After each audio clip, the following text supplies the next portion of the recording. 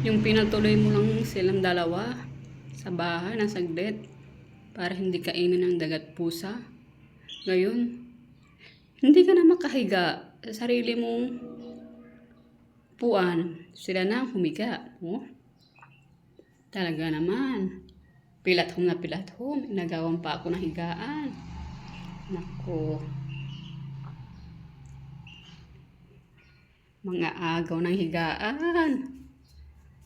Oh, talaga naman. Pilat home. No. Ang aagaw ng mga upuan ah. No. Ganda ng higaan nyo dyan ah.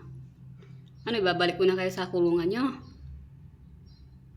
Kinakain kasi kayo na yung daga at pusa eh. Kahit malaki na eh. No. Pero istorbo naman kayo. Hindi ako natutulog. Ginigising nyo ko. Gusto nyo kayo ang mahiga. Nako. No.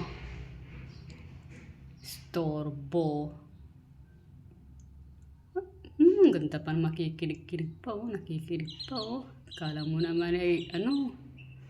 Oh, tayo na. Oh, saan ang punta? Higa na naman. Naku po. Kain tulog, kain tulog. Wala nang ginawa. Balik ko kayo dun sa kulungan ng manok eh. Oh. Ikaw.